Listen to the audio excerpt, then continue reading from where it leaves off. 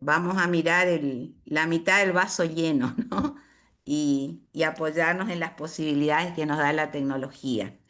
Eh, Me parece interesante por ahí que quede grabado esto, entonces después desde la dirección van a poder socializar y darle continuidad o volver a mirar, a escuchar las charlas en la medida en que lo necesiten. Em, y esto también lo digo en función de las presentaciones que ustedes a veces preparan para hacer al interior de sus escuelas. Siempre está bueno tener registros, aunque sea breves, porque va formando la historia y va acumulando los conocimientos que se construyen en las instituciones, ¿no? Y que tienen justamente esa marca situada que necesitamos en educación para darle sentido a lo que hacemos. Em, yo voy a compartir ahora una presentación que organicé como para ordenar nuestra conversación. Y aquí es cuando voy a perderlos de vista. Entonces le voy a pedir a Luis y a Alexis que si aparece alguna pregunta en el chat o si ustedes mismos tienen preguntas, no duden en abrir su micrófono y eh, interrumpir para enriquecer la conversación, ¿sí? Estaremos atentos, Raquel. Bien, les cuento, también quiero decir que me alegra muchísimo reencontrarme por ahí con gente que hace rato no veo, que compartimos las aulas de la universidad y ver que seguimos preocupados por la educación y por aprender y por estar juntos. Eso es muy alentador. Les cuento que hoy se me quemó mi computadora, que es como una extensión de mi propio cuerpo. Entonces estoy con una máquina prestada, así que voy a ver, es como tener eh, un juguete nuevo ahí, hay que descubrir. Mm,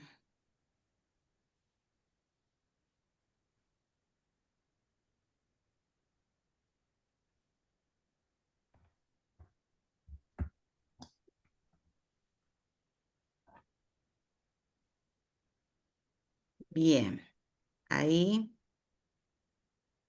Bueno, yo le puse ahí arriba todos los logos institucionales porque me parece importante este encuadre que tiene esta propuesta, porque también es el compromiso político, digamos, del área educativa que nos está convocando, ¿no? Que no es menor. Eh, y ya decía Luis que esto está en el marco de un itinerario formativo que ustedes vienen compartiendo, con una modalidad que me parece interesante porque me decían que mandan algunas lecturas, algunas propuestas a las instituciones para que ustedes vayan organizando esta línea que no es común, quizás un poco más familiar para los institutos de formación docente, pero muy novedosa para los colegas de las tecnicaturas superiores, ¿no? Y sin embargo es una dimensión de nuestra formación y de nuestra profesionalización que debería ser intrínseca a todas las funciones que vamos cumpliendo en las instituciones, ¿no? La de enseñanza, la de capacitación, la de autoformación. Ojalá podamos sembrar algunas semillitas de la investigación educativa que sin duda va a fortalecer nuestras prácticas y nos va a dar mucha más seguridad. Y esto se los digo de la misma experiencia de vida educativa. Yo soy sobre todo profesora, soy docente, y después la investigación fue entrando en mi práctica por una necesidad de encontrar respuestas a los problemas que iba teniendo en el aula o con los contenidos o con los estudiantes o con las dinámicas de los colegas o con lo institucional, ¿no? Entonces, entiendo por eso que es intrínseca a la tarea educativa, la investigación. Hay alguien que tiene su micrófono abierto ahí. No sé si vos le podés cerrar, Alex. Patricia, A veces no Rotolia. nos damos cuenta y abrimos ahí sin querer. Patricia. Ahí está, gracias. Cuando me pidieron que pensara estas conversaciones con ustedes, yo pensé este título: problemas y objetivos de la investigación educativa situada. Y lo de situado lo van a tener que hacer ustedes, porque cada uno desde su lugar, sus necesidades, sus propios problemas, sus intereses y sus posibilidades, según las condiciones que tienen en sus escuelas para poder llevar adelante una investigación, ¿no? Y lo que voy a proponer son algunas orientaciones pragmáticas en el sentido que tiene el pragmatismo que siempre piensa la práctica iluminada por la teoría o la teoría enlazada con la práctica. Ese es el sentido de la postura pragmática que proponemos y que propugnamos, ¿no? Y que estas orientaciones ustedes las tomen, las modifiquen, las potencien para buscar respuestas a sus propios problemas y para proponer planes de acciones que sean viables, posibles, que sean sostenibles en el tiempo, ¿no? Em, entonces, ¿cómo pensé los contenidos? O sea, ¿cuáles serían los temas que vamos a tratar de aproximar? Los pensé en términos de preguntas, porque justamente el eje de toda investigación son las preguntas que nos podemos hacer, ¿no? Entonces, pensar los contenidos como pregunta no es casual, digamos, que tiene toda una intencionalidad ahí en la presentación. Y las preguntas son estas. Primero, ¿qué investigamos en educación? Y estamos poniendo el foco en el tema, en la temática que nos interesa abordar, sondear, profundizar.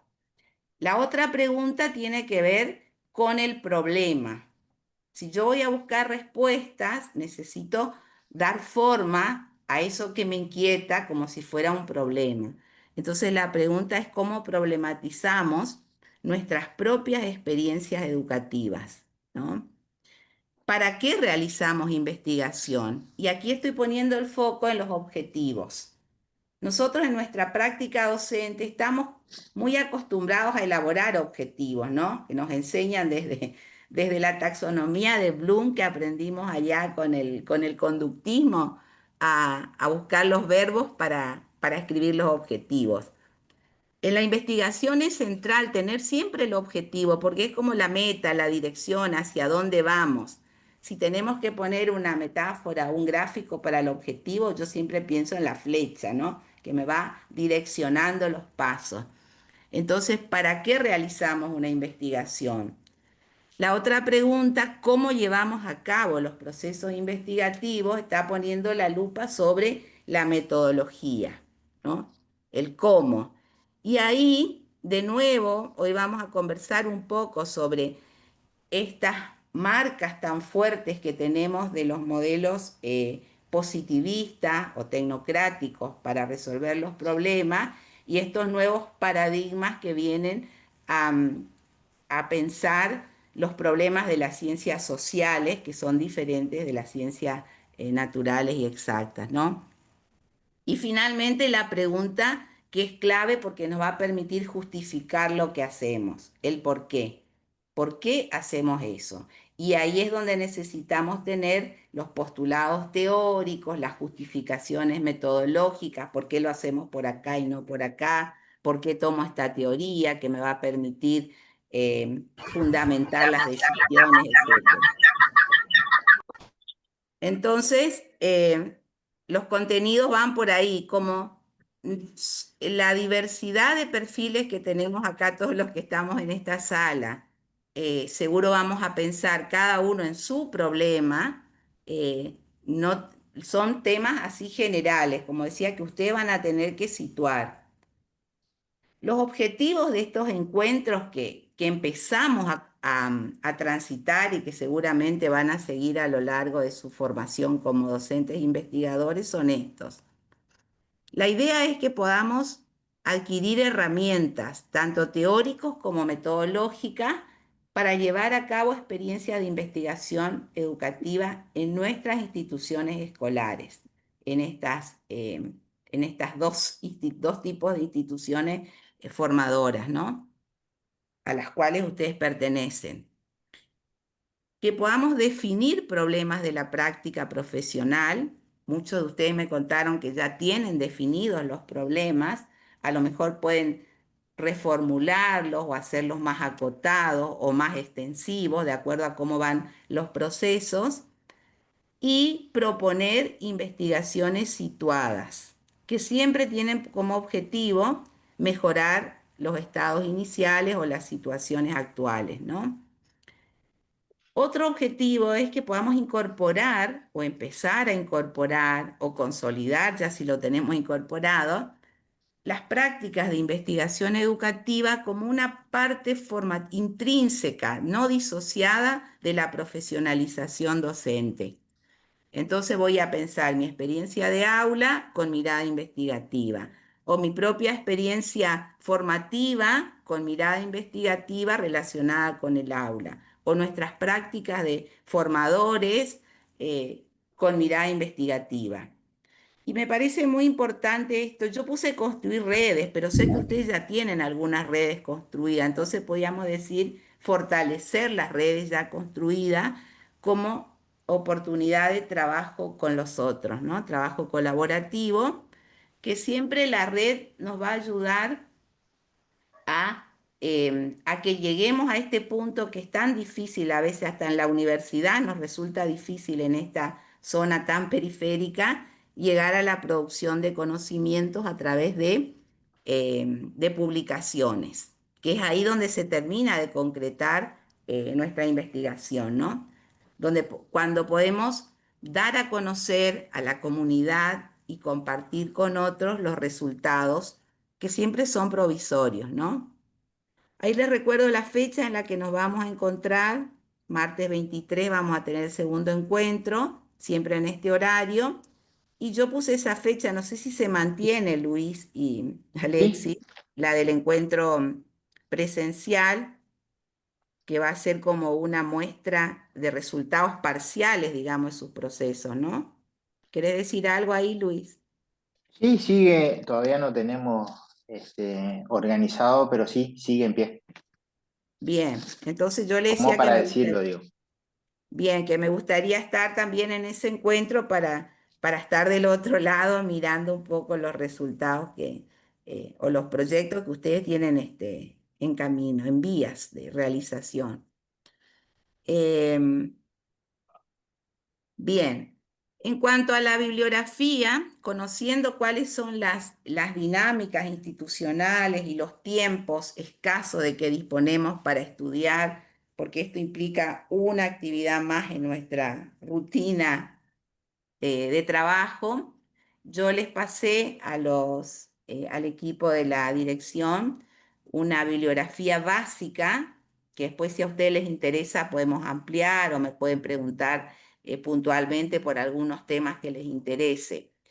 Pero estas serían como texto, tampoco son los libros enteros, son capítulos, ensayos, partes, digamos, eh, de autores que son clásicos en la investigación educativa. Tomé también autores locales porque me parece que si estamos hablando de investigación situada, siempre está bueno recurrir a quienes hacen investigación educativa en la provincia, ¿no? Y en ese sentido, y la idea es también aprovechar estos espacios para zambullirnos un poco en algunos de estos autores, en algunos de estos textos y decir, bueno, leímos juntos, estudiamos juntos y yo esto tan general o conceptual lo puedo relacionar de esta o de otra manera con mi problema de investigación. Bien, entonces hasta acá la presentación de cómo es la propuesta, siempre se puede modificar, siempre se puede ir ajustando a las necesidades de ustedes, ¿no? Me parece importante siempre poder acordar el concepto, la definición de qué es ese objeto al que estamos refiriendo, o al que estamos arribando, ¿no? Y como profesora de lengua siempre me gusta ir a la etimología y al origen de las palabras porque generalmente iluminan los sentidos actuales, ¿no? Eso me pasa también a veces cuando hablo con la gente de tecnología, de informática o de cibernéticos, que las palabras nuevas nunca son totalmente nuevas, siempre tienen algún halo, alguna significación, alguna marca del origen, ¿no? Porque no inventan las palabras, sino que inventan acepciones. Eh, entonces, en este caso, fíjense que investigar es una palabra compuesta que viene de investigium, ¿no? Que es justamente ir tras las huellas o seguir las huellas, ir tras las pistas. Entonces la palabra etimológicamente ya nos está mostrando esta actitud que implica ser investigador o investigar un problema. Es ir, seguir una pista, seguir una huella, seguir una hipótesis, si queremos en términos más, una conjetura, para buscar algo, ¿no? Para encontrar, para llegar a una meta. En el caso particular de investigación educativa, cuando nosotros nos ponemos en este ir tras las huellas, significa justamente que estamos en un proceso social, ¿no? Estamos buscando respuestas a un problema de la enseñanza, del conocimiento, que va a surgir de nosotros, ¿no? De los sujetos que estamos mirando esa práctica y reflexionando de manera crítica, haciéndonos preguntas. Y de esa reflexión crítica tienen que surgir acciones que siempre van a ser individuales y colectivas a la vez, porque el conocimiento siempre va a ser social, siempre va a ser colectivo, pero también va a ser el fruto de un involucramiento personal. Por eso vamos a pensar siempre, cuando digo proceso social, estoy diciendo eso, ¿no? Un movimiento colectivo en el que estoy involucrada desde lo individual o lo personal. Eh, entonces, ¿detrás de qué huellas vamos a ir, ¿no? ¿Detrás de qué pistas vamos a ir caminando? Y ahí cada uno va a depender de su territorio, ¿no? Y ahí va a estar la diferencia. Por eso todo esto que estamos diciendo siempre va a estar situado en las características del contexto. Eh, Nosotros vamos a ser los sujetos investigadores, ¿no? Acá ya hay equipos, ya hay grupos de investigadores, entonces se están pensando quizás como sujetos plurales, donde cada uno forma parte desde su propia eh, especialidad, interés, posibilidades, habilidades y también desde sus propias limitaciones, que hay que ponerlas sobre la mesa para que el otro compañero que a lo mejor puede neutralizar o ayudar a mis limitaciones, sabe que ese es su lugar en este proyecto de investigación, ¿no? Y me pareció a mí importante separar acá los dos grupos en cuanto a sus instituciones, porque somos formadores todos acá, ¿no? Entonces, pero uno estamos formando docentes para los distintos niveles educativos y en el otro caso estamos formando técnicos superiores. Y ahí es muy importante tener en cuenta el perfil del egresado que estamos formando. Por eso ahí lo separé para que tengamos, y si a veces yo me voy más para un lado, más para el otro, lo más probable es que me vaya para el lado de la formación docente porque es mi métier, que los colegas que están en las tecnicaturas pregunten, ¿no? Y en mi contexto, ¿cómo sería? ¿Cómo se interpreta esto? ¿Cómo se traduce?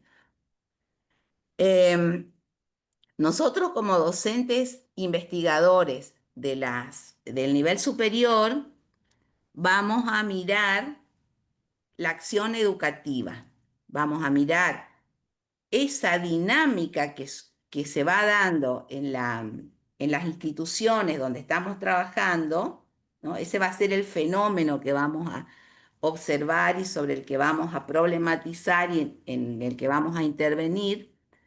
Y ahí podemos ver, siempre vamos a pensar que esta dinámica de la didáctica sigue funcionando, porque nos ayuda como a delimitar sujetos y objetos en ese escenario. Entonces, puedo mirar los fenómenos más desde el punto de vista de la enseñanza, entonces voy a poner la mirada en los docentes de toda la institución, de un área, de la práctica, del primer año, del egreso, ¿no? Puedo mirar el currículum, o sea, qué se enseña, puedo mirar los contenidos o puedo mirar el polo del aprendizaje, entonces voy a poner más la lupa en los sujetos, en los estudiantes. Pero por más que yo diga voy a focalizar acá y pongo como límites, nunca va a estar desconectado uno de otro. Siempre va a haber una zona de solapamiento, de contacto. Y de nuevo traemos el contexto.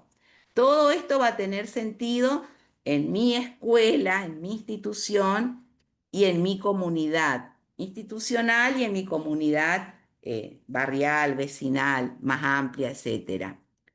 Y en ese contexto hay elementos muy interesantes para poder observar que van dándole sentidos a esas dinámicas y a esas prácticas, ¿no? Tiempo y espacio. Esas son dos coordenadas eh, primarias, podemos decir, vitales.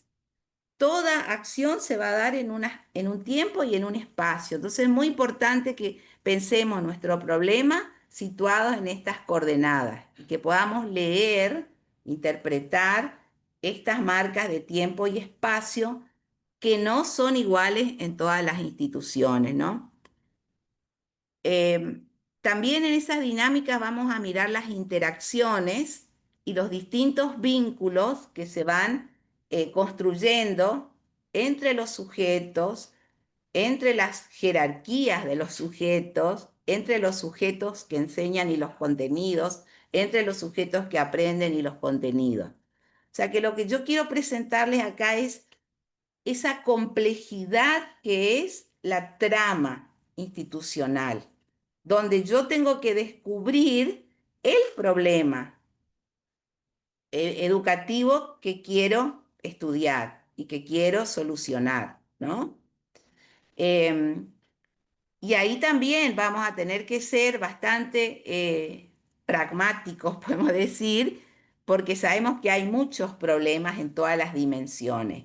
Entonces, hay que seguir una pista, ¿no? Por eso lo de investigación, lo de investigios, ir tras una pista para buscar una respuesta. Eh, y otro concepto, otro elemento importante que quise poner acá dentro del contexto son los textos.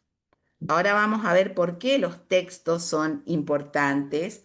Y cuando hablo de texto, hablo en el sentido semiótico, no solamente los textos verbales, o sea, orales, escritos, sino toda la cultura como textos, ¿no? Todo lo que nosotros em, colocamos en las interacciones son textos que tenemos que leer.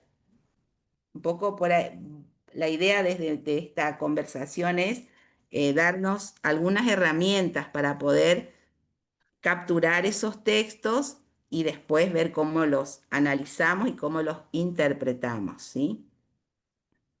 Entonces, acá adelanto algunas categorías para entender esta dinámica, ya, y voy poniendo algunos de los autores con los que vamos a ir trabajando.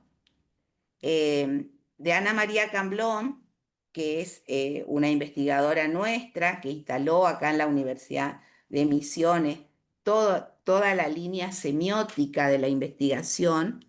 En sus producciones nos deja una gran cantidad de literatura, digamos, para poder entender los sentidos en la vida de frontera justamente. Y si bien toda la teoría semiótica nos puede servir para leer e interpretar eh, diferentes ámbitos, Camblón tiene mucho interés en mirar el ámbito educativo, por eso la traigo, ¿no? Y vamos a tomar de ella este concepto de hábitat para que nosotros pensemos la escuela, el campo educativo en general como un hábitat, un lugar donde habitamos, ¿sí? Y en ese lugar vamos construyendo los hábitos. Lo anticipo, pero después vamos a volver a este concepto. Y el otro concepto que parece tan gastado, y yo los invito a que lo resemanticemos, lo recuperemos y lo volvamos a significar, es el de la cotidianidad escolar. Y ahí voy a dejar un capítulo del libro de la escuela cotidiana de Elsie Rowell. eh, Ambos textos están escritos en español, entonces no tenemos el problema de la traducción en el medio, que también es importante atender, ¿no? Entonces, el cotidiano, porque a veces lo cotidiano está tan naturalizado y cuando uno va a hacer investigación educativa, tiene que ir preparado como para mirar con otros ojos el cotidiano. Y ahí vamos a descubrir esos sentidos profundos que no se nos aparecen a veces así a simple vista. Y para poder leer el cotidiano en los hábitats en los que nos desempeñamos, es muy importante que podamos pescar, cazar, descubrir los textos que van circulando en ese ámbito, ¿no? Los textos van a ser nuestros objetos para leer e interpretar esas interacciones. Esos textos que están circulando, sobre los cuales se construyen nuestras relaciones cotidianas, eh, cuando yo voy a mirarlos como investigador, los tengo que registrar. Y ahí aparece esta actividad de base del investigador educativo que es hacer registros. Ustedes en la charla previa me dijeron que hacen narrativas, por ejemplo. Es una manera de registrar las experiencias. O sea, ustedes ya saben esto, ya lo hacen. Lo que estamos haciendo en esta formación es un poco organizar nuestros hábitos, digamos, para potenciarlos, ¿no? Y para redireccionarlos hacia un proyecto educativo particular. Entonces, también mi idea es poder dejarles o compartir con ustedes modos de registrar los textos escolares que nos van a dar cuenta de las prácticas, pero una vez que tengo los textos, mi corpus de textos, como solemos decir, tenemos que proceder sobre ese corpus con operaciones de análisis. Y el análisis de esos signos que yo fui captando de las interacciones, me va a permitir llegar a la interpretación, ¿no? A la comprensión profunda de los sentidos. Y ahí estaría en lo que se llama ahora la perspectiva o el enfoque hermenéutico en investigación educativa, ¿no? La hermenéutica es justamente la interpretación. Esa sería como la traducción más rápida y más adecuada en este contexto. Entonces yo puedo hacer una investigación que simplemente, digo, no es nada simple, bien complejo, pero se quede en la interpretación y produzca una publicación donde interpreto el corpus. Lo que se espera en avanzando sobre la interpretación es que lleguemos a modificar la práctica a través de un plan de acción. Y ahí estaríamos ya en el otro paradigma que es el de la investigación-acción participativa, que son un poco las dos líneas o enfoques o paradigmas, si quieren, de investigación que se propone en el proyecto de esta especialización. Según pude leer en ese proyecto que me gustó mucho, que está muy bien armado por el equipo que lo escribió, ¿no? Entonces, la idea es que empecemos a familiarizarnos, aquellos que todavía no estamos en este campo, que fortalezcamos estas dos líneas, los que ya estamos haciendo investigación, y podamos aprovechar, digamos, estas herramientas que nos da el enfoque o la perspectiva hermenéutica para interpretar los textos de las dinámicas escolares y educativas, y que podamos hacer planes de acción en un proceso sostenido, organizado, pautado, eh, a partir de la reflexión en la acción, ¿no? que es todo este enfoque que se llama de la investigación-acción participativa. Em, no, estos dos, yo no los separaría en la práctica, para mí son momentos en la práctica de investigación, ¿no? Yo no puedo armar un plan de acción si no hago una interpretación del problema antes, ¿no? Entonces, son como caminos ineludibles, pasar por un proceso hermenéutico para llegar a una investigación-acción, ¿no? A veces eh, en este afán o en este impulso de querer hacer investigación, se confunde, a veces se piensa que que un simple proyecto de acción es una investigación, y no siempre es así, ¿no? Hicimos un proyecto, mostramos los resultados, o hicimos una práctica, un ejercicio, pero no llegamos a toda la complejidad que implica hacer una investigación-acción, ¿no? Em, Bien, hasta acá vamos bien, se va entendiendo. Este es como un panorama muy general y muy simplificado, ¿no? Piensen ustedes que en los posgrados de investigación o en las carreras de investigación, cada uno de estos paradigmas son materias que se dan, ¿no? En mucho más tiempo. Así que acá estamos trayendo apenas un panorama general. Entonces, ahora, para empezar a apropiarnos y para construir como una negociación de sentidos de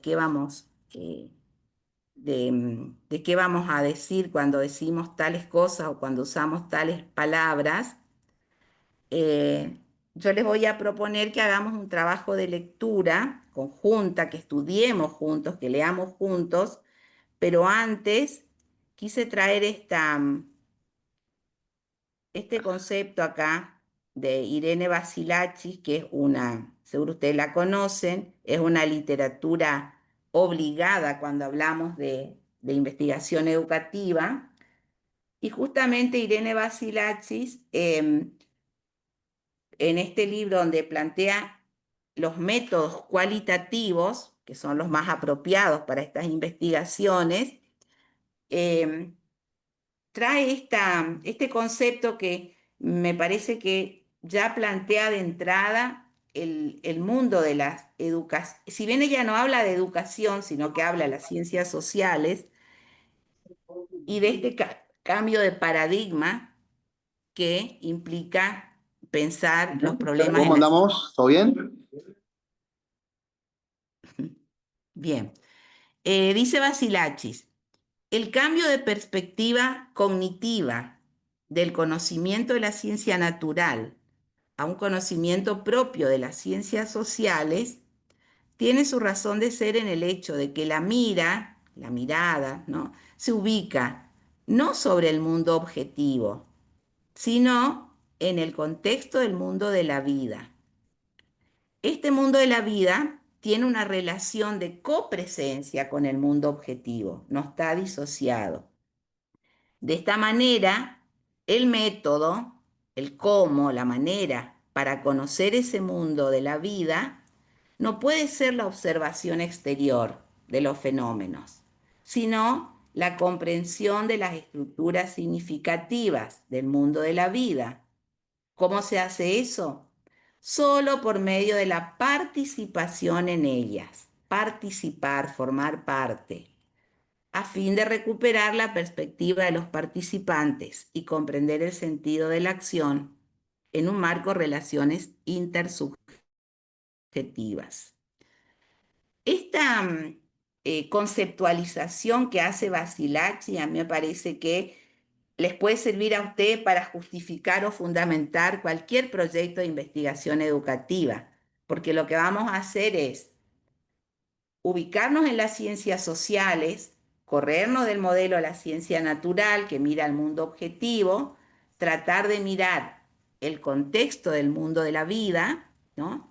No desde una observación exterior, como lo haría la ciencia natural, sino formando parte de ese mundo para comprender el sentido de la acción. Esa es la clave acá en la investigación educativa. Y desde la perspectiva de los participantes. En esta interacción, esta relación de los participantes y del investigador participante, que va a formar parte de ese ámbito, de ese hábitat, de ese cotidiano, siempre las relaciones van a ser con otros, siempre van a ser intersubjetivas. En este libro, pues, Basilacci desarrolla las tesis de la metodología cualitativa, que son muy interesantes. Ustedes también seguramente ya lo leyeron, pero si no, es una lectura que se puede hacer en grupo, para estudiar juntos, etcétera. Entonces, con este marco general de Basilachis que focaliza las ciencias sociales, ahora nosotros vamos a ir a otro mundo, a otro ámbito más delimitado, más pequeño, que sería dentro de las ciencias sociales vamos a mirar la educación como una ciencia, ¿no? Como una ciencia social que tiene sus propias características, su propia dinámica y sus propios problemas. Entonces, para hacer este trabajo es que yo les propongo que leamos juntos este texto de Ana Sopi, que seguramente ustedes lo tienen en sus bibliotecas, porque está en una publicación que se llama Entramados, miradas y reflexiones sobre educación e investigación, y como lo publicaron desde un programa oficial del ministerio, yo supongo que debe estar en las bibliotecas de sus escuelas, ¿no? Tiene artículos muy interesantes sobre la relación entre educación e investigación. eh, Tiene entrevista, hay una entrevista al recordado profesor Jacquet, con quien hemos compartido muchos espacios también de investigación. Tiene experiencias escolares interesantes sobre investigación educativa. Bien, de este libro o esta publicación, yo les pedí a los colegas de la dirección que les envíen dos entrevistas muy breves.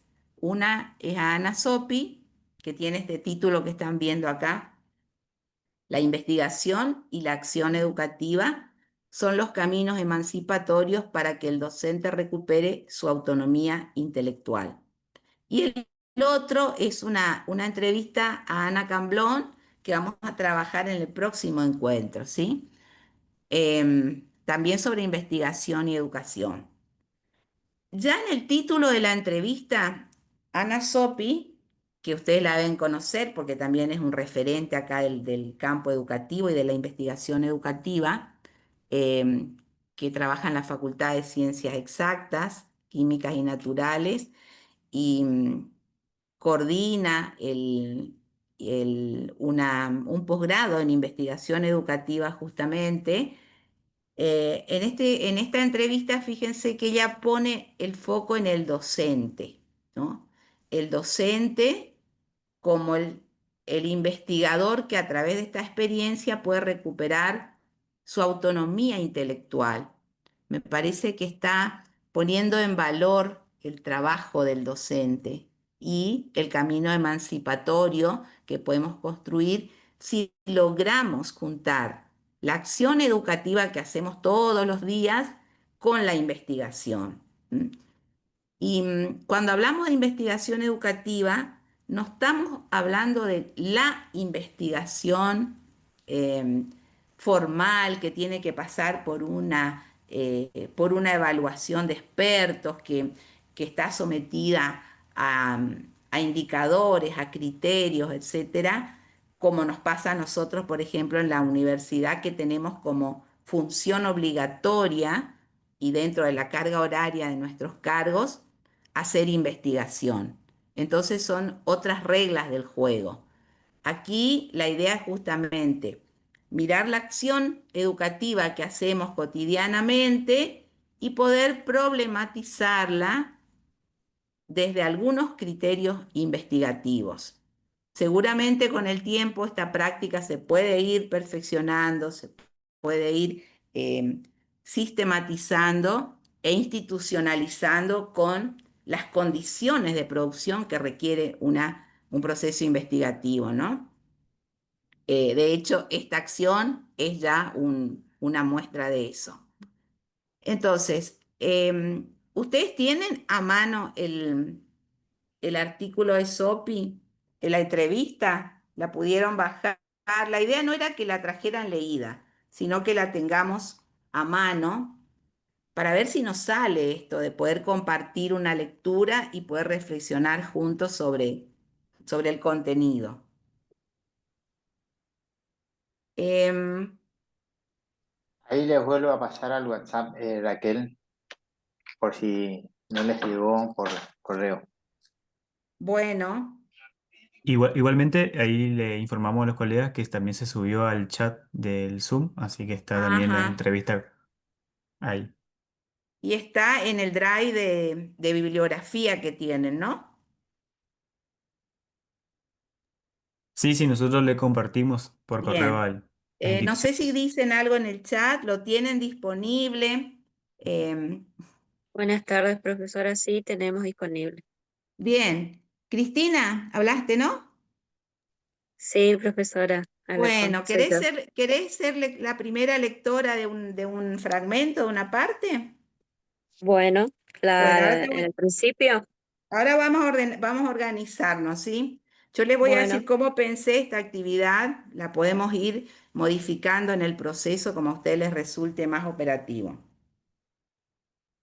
Fíjense, los que tienen a mano, no sé si lo tienen en papel o lo tienen en la pantalla, pero en esta entrevista tenemos 14 preguntas, ¿sí? Que le hacen a la doctora Ana María Sopi.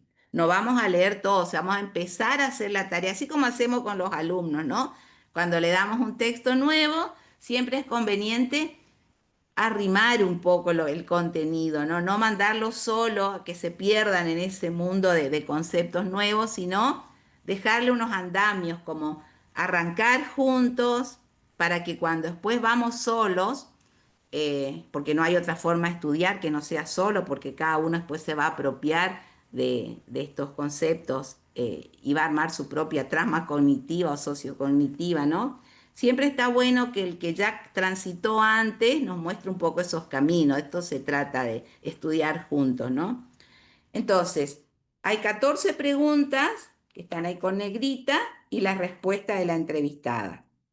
Entonces, vamos a leer la primera. Cristina acá generosamente nos va a prestar su voz. Y si ustedes tienen bueno, el texto, lo vamos siguiendo, ¿sí? Ahora es escuchar, vamos a entrenar un poco el oído y la comprensión. Después que leamos esta primera respuesta, esta primera pregunta y respuesta, em, yo voy a poner en la placa algunas partes de las respuestas para que volvamos a pensar juntos, ¿sí? Entonces, Cristina, la primera pregunta que le hacen a Ana Sopi en esta entrevista es, ¿por qué considera necesario que los docentes pensemos nuestra práctica educativa en términos de investigación? ¿leo lo que continúa Sí, o...? por favor, como si Bueno, bueno, fueras Ana Sopi. bueno. El primer punto en que fundamento eso viene, perdón, el primer punto en que fundamento, si eso viene de preguntarme qué es la educación como campo de conocimiento, qué clase de ciencia o de disciplina es la que podría contener y permitir el desarrollo de conocimiento en la educación. Y en ese sentido, si bien la educación está dentro de las ciencias sociales, no es igual a la antropología, la sociología, la historia, la semiótica. ¿Y por qué no es igual, aún estando dentro de este campo? Porque la educación existe solo si hay un acto intencional para que se produzca algún cambio en algún sentido, tanto a un nivel subjetivo como social. Las otras ciencias pueden correrse de la intervención. El mismo paradigma interpretativo le exige que lo hagan, pero la educación no puede quedar paralizada. Perdón, en la inacción. Nosotros necesitamos que se reconozca esa especificidad epistemológica de nuestro objeto, para pensar entonces de dónde van a salir los conocimientos. Si empezamos por definir qué es una ciencia de la acción, es la acción educativa la que nos tiene que dar el conocimiento acerca de lo educativo, porque ese es nuestro objetivo, nuestro objeto. Las lecturas sobre la educación, los censos, las investigaciones sobre cómo se juega el poder en las escuelas, no nos están acercando a esa práctica que es la acción educativa. Nos deja sin herramientas, nos sirven para la comprensión, pero no para la acción, porque si no hay un involucramiento del sujeto, que es el que tiene que modificar su acción, entonces no va a haber nunca otro tipo de acción. Creo que la razón por la cual tenemos que hacer investigación desde y para la educación es para producir saberes acerca del acto, del proceso, de la manera de operar, de cómo actúo, qué cosas me salen bien, qué cosas son satisfactorias, etc. La investigación no puede estar lejos de las manos de los cuerpos y pensamientos de quienes hacen la acción. Bien, hasta ahí. Muchas gracias, Cristina. Muchas gracias.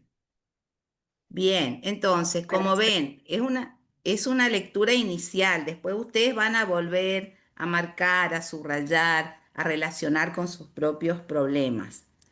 En esta pregunta, donde le preguntan, donde le indagan o le interrogan, ¿no? Eh, ¿Por qué es necesario que los docentes pensemos nuestra práctica educativa en términos de investigación?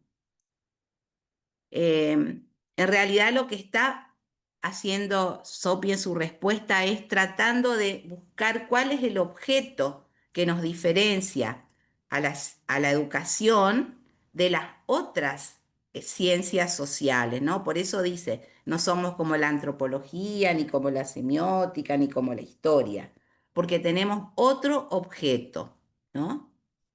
Y ahí pone la fuerza de lo educativo en la intencionalidad. Siempre va a ser un acto intencional, un acto a propósito de que alguien aprenda algo, ¿no?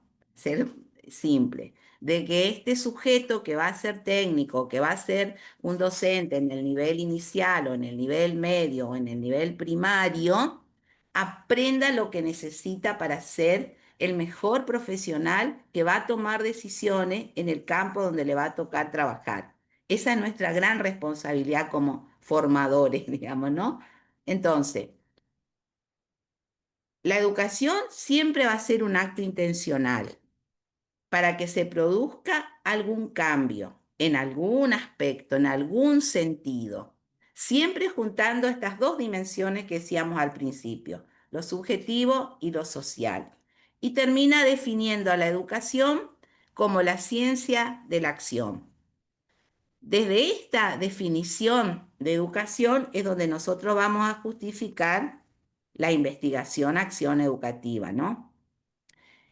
Y acá rescaté otro fragmento que nos leyó Cristina recién, de esta primera pregunta, donde vuelve a retomar Sopi esta idea. Dice, si empezamos por definir que la educación es una ciencia de la acción, es la acción educativa la que nos tiene que dar el conocimiento acerca de lo educativo, porque ese es nuestro objeto. O sea, cada uno de ustedes, no importa el tema, problema que estén pensando investigar, siempre vamos a estar mirando una acción educativa, ¿no? De ahí, de analizar ese problema, vamos a construir el conocimiento. Cuando yo investigo, siempre produzco nuevos conocimientos. Y después dice ella que cuando yo leo saberes, conocimientos sobre la educación, ¿no? Los censos, las investigaciones, las estadísticas, cómo juega el poder en las dinámicas educativas, no llego a la acción todavía. Todo eso me puede servir para la interpretación, ¿no? Pero no para intervenir en la acción, porque tiene que haber un involucramiento del sujeto investigador. Solamente involucrándome en esa acción, yo voy a poder modificar esa acción. Y si no voy a modificar, no tengo, ¿para qué voy a investigar? Está todo bien. Siempre la idea es, el propósito de la acción investigativa es modificar la acción, mejorar esa práctica, potenciar lo bueno que tenemos, mejorar los errores que detectamos, ¿no? Bien, entonces esto en relación con cuál es el objeto de nuestra investigación, ¿no? La acción educativa. Esa acción educativa puede ser la lectura en los primeros años, las prácticas en la residencia, la relación de la tecnología con mis contenidos, los problemas de por qué los chicos abandonan la escuela, como me decía hoy Vladimir, que era el objetivo de su primera investigación. Y así cada uno va pensando en su propio problema de acción educativa, ¿no? Bien. Y después dice, creo que la razón por la cual tenemos que hacer investigación en la educación, desde la educación y para la educación, es para producir saberes acerca de el acto educativo, ¿no? El proceso de la manera de operar, de cómo actúo, de poder preguntarnos. Lo que me gusta de esta entrevista es que Sopi hace muchas preguntas que hacen avanzar nuestro pensamiento y nos pueden llevar a nuestro problema, ¿no? Pensar, ¿cómo actúo frente a este hecho educativo? ¿Qué cosas me salen bien? ¿Qué cosas son satisfactorias? ¿No? Y esto del involucramiento, ¿no? El problema en el que yo estoy trabajando, investigando, me tiene que atravesar, ¿no? Atravesar la cabeza, el pensamiento, atravesar la acción, las manos, el cuerpo, y atravesar los sentimientos. Yo acá le agregaría las pasiones también, ¿no? Porque a mí me tiene que gustar ese tema, problema en el que estoy trabajando. Casi una obsesión de querer encontrar una respuesta, una solución, en ese ir tras las pistas. Bien, sigamos un poco más con Sopi. En la pregunta 2, fíjense, la pregunta 2 no la vamos a leer toda, porque a mí me interesa, después ustedes igual van a leer todo, pero ahora yo hago una lectura intencionada esta es una práctica intencionada de poder apropiarnos del texto, todos juntos, ¿no? En la pregunta 2 le dicen a Sopi, ¿y qué pasó en el camino? ¿Cómo fue que se disoció la investigación de la educación? ¿Qué pasó para que uno como educador deje de pensar en la necesidad de investigar? Esa pregunta está poniendo sobre el tapete justamente la necesidad de juntarnos para pensar la relación entre investigación y educación, porque hubo un momento en que se disociaron esos campos, ¿no?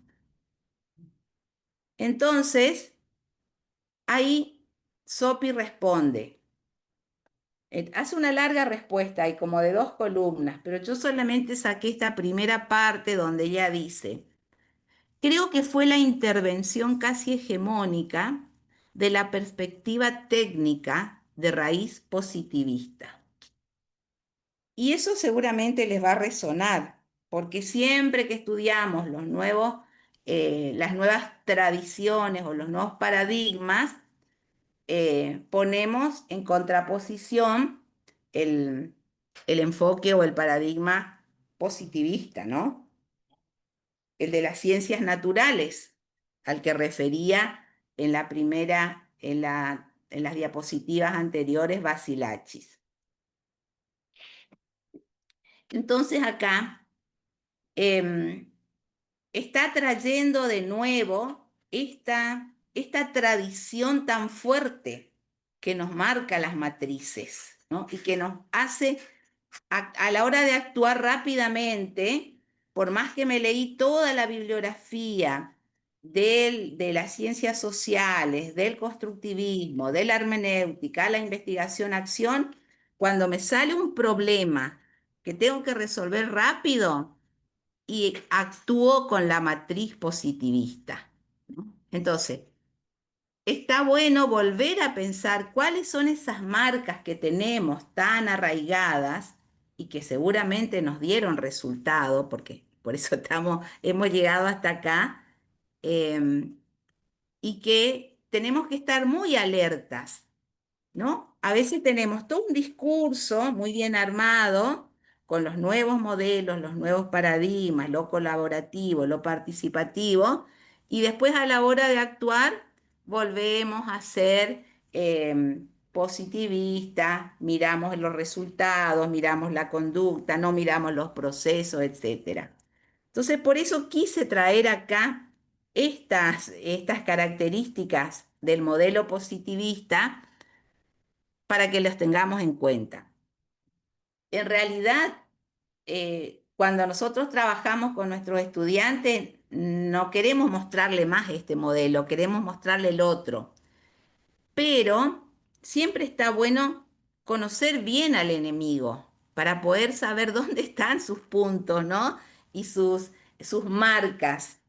Eh, cuando los teóricos de la escuela de Frankfurt, que traen todos los nuevos paradigmas sociocríticos, crean su matriz operativa ideológica, lo que hacen es estudiar en profundidad el modelo tecnocrático.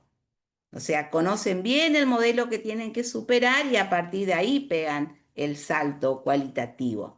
Entonces, un poco con ese sentido yo volví a traer estas características positivistas que a veces están ahí como nuestros fantasmas, ¿no?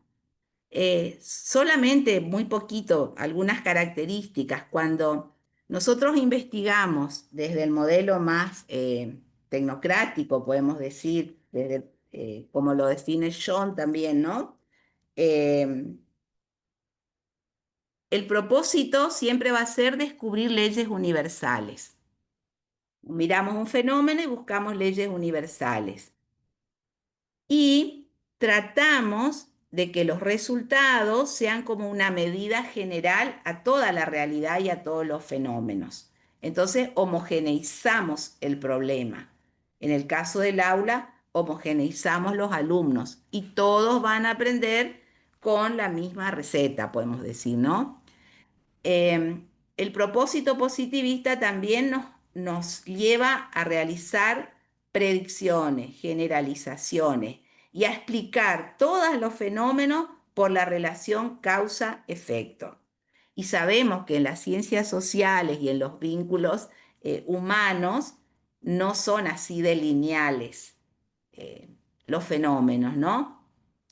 Eh, y la investigación en este modelo es esa investigación que está muy pautada paso a paso, ¿no? Y yo tengo que tener las teorías que me sostienen, las proposiciones, las hipótesis, y luego defino de manera operacional las variables con las que voy a ir a mirar desde afuera sin contaminar el fenómeno. Voy a recoger los datos empíricos y eso me va a permitir comprobar mi hipótesis. Una vez que compruebo la hipótesis, generalizo y saco las leyes universales, ¿no? Y cuando voy a campo, ¿cómo trabajo desde este modelo? Voy a llevar instrumentos, entre comillas, objetivos. Voy a alejarme lo más que puedo para no contaminar la escena que estoy observando, ¿no? Voy a tratar de ser neutro y después, sobre la base de esa muestra que obtuve, voy a hacer un control estadístico y voy a informar la regla general, ¿no? Eh, entonces, este modelo no nos vamos a detener a desarrollarlo porque no es el objetivo, pero me parece importante que siempre tengamos presentes, porque como les decía, cuando estamos frente a un fenómeno o un problema que tenemos que resolver, nos suele saltar estas marcas, porque son matrices de la ciencia que aprendimos, ¿no? Seguramente en la formación disciplinar nuestra formación de grado, muchas de las materias que aprendimos las aprendimos con este modelo, ¿no? Eh, entonces, esto para nada más que para ilustrar esta pregunta, esta respuesta número 2 que da Sopi, y ella dice que este modelo positivista que nos separó a los docentes de la reflexión teórica y de la práctica investigativa, nos dejó como en manos de los técnicos que resolvían todo y el docente ejecutaba las acciones, ¿no? Esperábamos que nos digan cómo hacer, ¿no? Y era también en la educación, nosotros tuvimos una época en que todo el aparato de control estaba al servicio de este modelo. Y yo recuerdo que venían los supervisores a las escuelas y miraban que los objetivos de las planificaciones se correspondan textualmente con los objetivos del currículum, ¿no? Y había que tener un objetivo general y desprender 2 o 3 objetivos específicos. Entonces estaba muy asociado con el control también esto. En toda esta respuesta, Sopi cuenta un poco de esa historia, ¿no? Después tenemos la pregunta 3, donde le preguntan a Sopi cómo se presenta hoy ese panorama. Y acá ella pone hace como una mirada histórica. Recuerda cuando yo les dije al principio que tenemos que mirar cualquier práctica que estemos investigando en las coordenadas tiempo y espacio. Entonces siempre es importante poner el problema en la dimensión diacrónica, en una línea histórica, porque la historia nos va a permitir analizar cada fenómeno no como natural, sino como construido históricamente. Y si yo lo miro con esa dimensión, voy a decir, esto está construido, o sea que se puede hacer de otra manera, ¿no? Y en esa pregunta 3, que tampoco la vamos a leer completamente, me interesaba sacar, mirando en proyección histórica, de lo que nos pasó con estas prácticas más controladoras o más poniendo al docente al servicio de un trabajo técnico, dice, hemos perdido prácticas necesarias de la profesionalización docente, ¿no? Y pone ahí el foco en la práctica de la escritura que los viejos maestros poseían. Y ahí destaca un poco este ejercicio de escribir que tenían los viejos maestros, ¿no? Que narraban las historias, que escribían libros, etcétera. Entonces yo los invito, los conmino, podría decir, que en este marco de esta especialización ejercitemos la escritura, ¿no? Escribamos nuestras prácticas, pensemos, pongámosle teoría a nuestra investigación y después publiquemos y que eso se socialice y que vuelva a servir a otro para seguir pensando, etcétera, ¿no? Ahora sí vamos a ir a la pregunta 4, que me interesa que la leamos y que nos detengamos a pensar ahí. En la pregunta 4 le preguntan a Sopi sobre la formación docente en relación con la investigación. Y ahí voy a pedir otra voz amiga que nos lea la respuesta que está en la página 13. A ver quién se anima. Yo leo, profe, no hay Puedo problema. leer, profe, si quiere. ¿Quién es? ¿Gabriela? Sí, Em, Bien, Gabriela Reina. Sos una reina, Gabriela. gracias. Bien, entonces vas a leer la respuesta que da Sopi cuando le preguntan, ¿y qué pasó con la formación docente? La pregunta 4, página 13, ¿la tenés? Sí, sí, sí. Y Bien, la entonces formación escuchamos. docente, dale, y la formación docente pasó también por esa instalación de las perspectivas técnicas. Se hizo cada vez más instrumental. Demos didáctica, métodos, demos recetas, ahora demos tecnología, lo cual no está mal, se necesitan, pero primero hay que asegurarse que el docente sea una persona que tenga todos los recursos intelectuales que se requieren para ese compromiso tan serio como el que tenemos entre las manos. Tiene que ser una persona informada, curiosa, lectora, abierta al debate y no solamente un consumidor de las recetas y técnicas que le dan de arriba. Un docente que asuma su pensamiento, diga su opinión, se pregunte, ¿qué piensan nosotros? ¿Todos piensan igual? Para eso necesitamos que el docente recupere la conciencia de que su trabajo es intelectual y que no tiene que preguntar a otro qué pensar. Y ahí es donde la investigación es la herramienta que le puede hacer recuperar su potencial intelectual. El docente tiene la posibilidad de decir, estos son mis supuestos, estos son los argumentos en los cuales sostengo que los grupos de los alumnos los armamos de esta manera. Y él es consciente de que tiene esos argumentos. Entonces, la validación de saber adecuada y pertinente está ahí en la misma acción educativa que se quiere desarrollar, mejorar, significar con otros valores. Por eso creo que la... ¿Me escuchan ahí? ¿Me escuchan bien? ¿Sí? Ah, ¿Sí? pues me salió un cartel que el internet estaba. Por eso creo que la investigación educativa es una herramienta de desarrollo profesional docente. Y es ineludible porque no creo que pueda haber desarrollo profesional docente si los docentes no nos hacemos cargo de que somos capaces de participar en la presentación, discusión y elaboración de conocimientos acerca de lo que estamos haciendo. Hacer eso es hacer investigación. Bien, estos párrafos también son imperdibles, ¿no? Para pensarnos como investigadores educativos. Em, Bien, yo aquí extraje esta parte del texto para volver a repetirle, para volver a pensar juntos. Ya la misma entrevista impresa, ven que tiene esta ayuda del paratexto que pone las letras con otro formato como para llamar la atención y decir aquí está lo importante. Entonces hay como un llamado ahí para detenerse, ¿no? Em, Entonces, me parece muy importante cuando Sopi dice que nuestro trabajo es un trabajo intelectual, ¿no? O sea, un trabajo de pensamiento.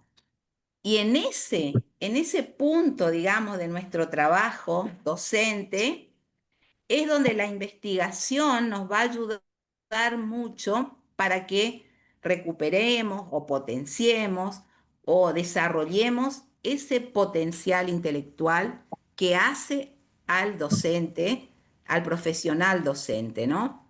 Solamente estudiando, teniendo sustentos teóricos para poder mirar nuestra práctica también, vamos a poder decir, dice ella, estos son mis supuestos, estos son mis argumentos, ¿no? En estas conceptualizaciones yo fundamento por qué lo hago de esta manera, por qué mi grupo de alumnos, al que yo conozco mejor que nadie, necesitan esta estrategia, estos modos de aprender, ¿no? Em, Entonces, dice Sopi, la validación de saber adecuada y pertinente está ahí, en la misma acción educativa, que se quiere desarrollar, mejorar y significar de otra manera. Y luego plantea un poco los pasos de la investigación cuando dice, em, que somos capaces de participar en la presentación, en la discusión y en la elaboración de conocimientos acerca de lo que estamos haciendo. O sea, esas prácticas que ustedes están haciendo en su escuela, en sus grados, con sus alumnos, con sus colegas, tienen que ser el material para que ustedes lleven adelante sus proyectos de investigación, que los puedan discutir, que puedan elaborar conocimientos, que puedan socializarlos. Ahora vamos a la otra pregunta, no la que sigue, no la 5, porque en la pregunta 5 dice, ¿qué concepciones de investigación están en tensión en los espacios académicos? En esa pregunta lo que hace Sopi es justamente volver a plantear esta tensión que ya dijimos cuando presentamos el paradigma positivista o el modelo de investigación positivista, y termina en esa pregunta 5. Fíjense que está en la página 14. Sopi se pregunta, ¿qué está legitimado en este momento? Y cita a Basilachis, dice, como decía Irene Basilachis, hay un paradigma ultra consolidado que es el empírico analítico, o el positivista, o el de la racionalidad técnica. Hay muchas maneras de llamarle a este paradigma. Por otro lado, dice Sopi, están las perspectivas interpretativas, se refiere a las hermenéuticas o dialécticas, que se están consolidando, pero hay un espacio vacío que hay que construir desde adentro de las mismas prácticas educativas. Y ahí está refiriendo Sopi al modelo de la investigación-acción. Está poniendo en tensión estos tres paradigmas, ¿no? El positivista, o el de la racionalidad técnica, si quieren, el interpretativo hermenéutico, y el que ella dice que es el más adecuado, más recomendado para avanzar en la investigación, en la práctica misma, en la acción, que es la investigación-acción. Y luego le preguntan, la pregunta 6 es qué diferencia hay entre acción y práctica, que tampoco la vamos a leer acá porque la van a leer ustedes sola, y vamos a ir a la pregunta 7, que es esta que está acá en la placa. ¿Cómo iniciar el proceso de investigación? En esta pregunta le están llevando a Sopi o le están pidiendo algunas pistas para la pregunta metodológica, que es el cómo, ¿no? Y ahora vamos a pedir otro voluntario o voluntaria para leer la respuesta de Sopi a esta pregunta. Leo, profe, Leo. Dale, Don David. Martín, Leo, Leo, Leo. Gracias. Por favor. ¿Y cómo iniciar el proceso de investigación?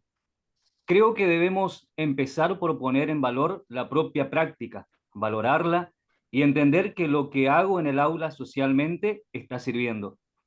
Valorar la práctica, valorarla, porque hoy se ha generalizado el descrédito hacia la acción educativa. Cualquiera puede opinar sobre la labor de los profesores.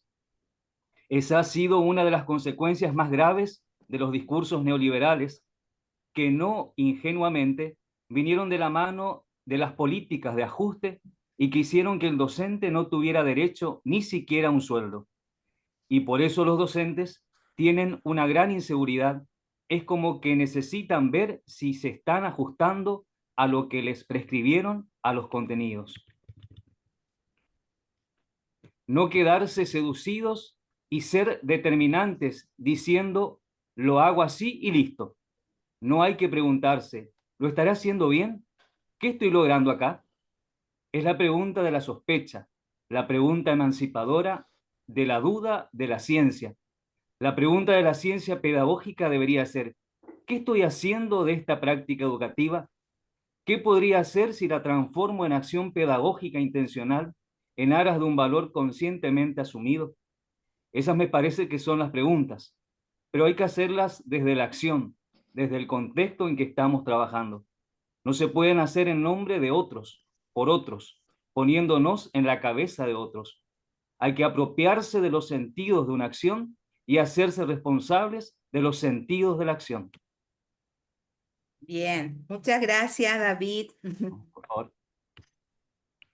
Bien, de esa respuesta, en la primera parte ustedes ven cuál es el sentido político también. Nada es ingenuo en un campo tan comprometido con la formación como es la educación.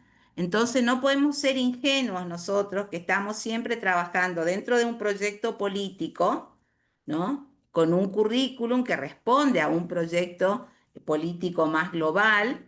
Y acá Sopi está hablando de modelos políticos neoliberales que ahora nos resuenan. Fíjense que es de otro año esta publicación, y sin embargo nos resuenan ahora porque las políticas vuelven a ser parecidas, ¿no? Eh, y entonces, tener siempre presente esto de la historia. Eh, y me quedo con la segunda parte, donde ella dice, poner en valor la propia práctica, ¿no? Y pone muchas preguntas muy interesantes ahí que ustedes la pueden llevar a su propio problema.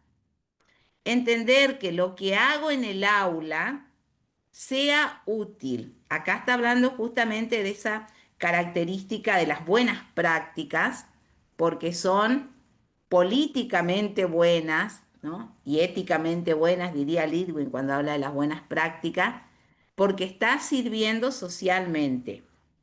Cuando dice valorar la práctica, dice valorar lo que hacemos nosotros en el día a día, en el cotidiano, ¿no? Em, bueno, acá está lo de la política que dije. Me voy a la otra.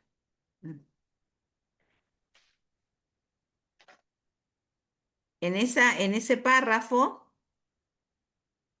otra vez están las preguntas, y acá caracteriza cuál es la pregunta que nos va a llevar como a investigar.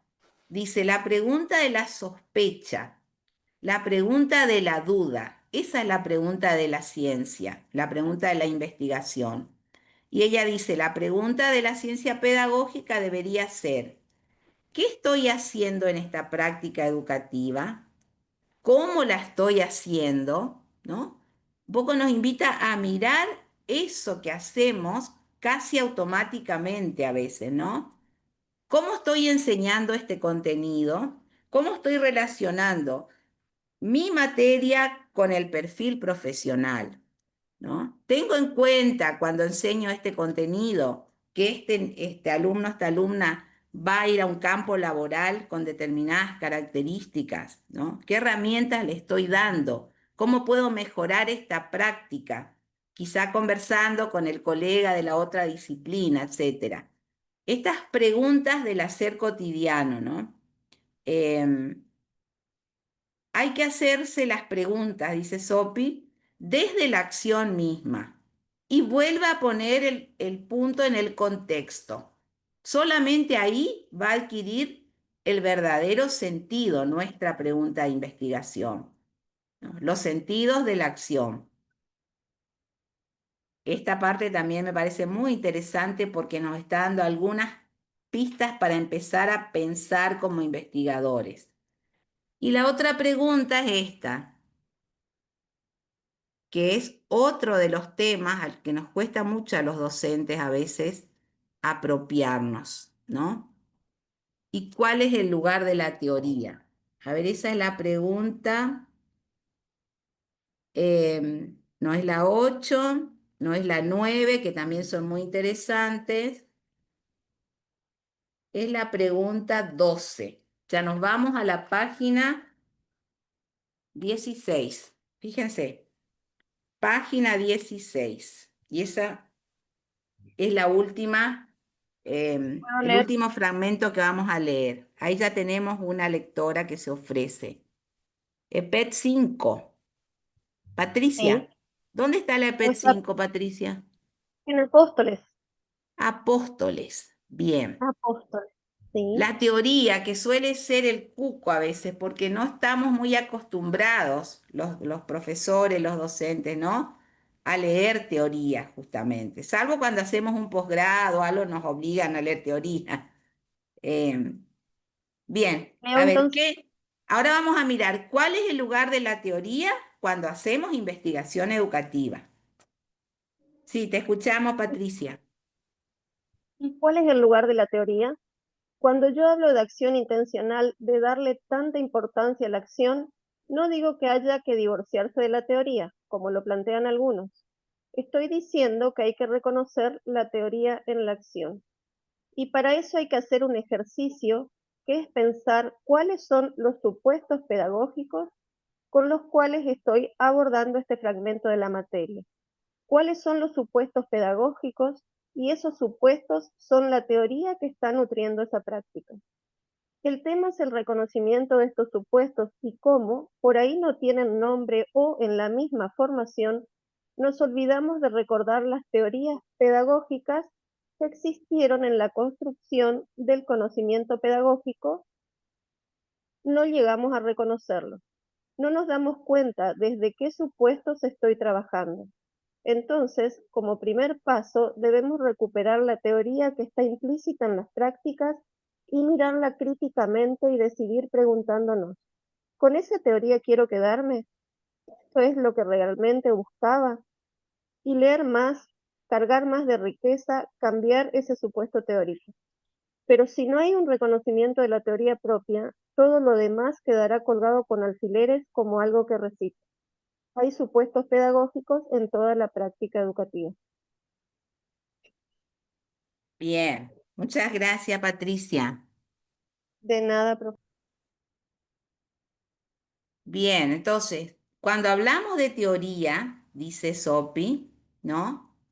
No estoy separando, cuando digo que la práctica educativa es una acción, no estoy separando la teoría de la práctica, sino que vamos a pensar qué teoría subyace, qué supuestos están sosteniendo mi práctica, mi acción. Y esto es un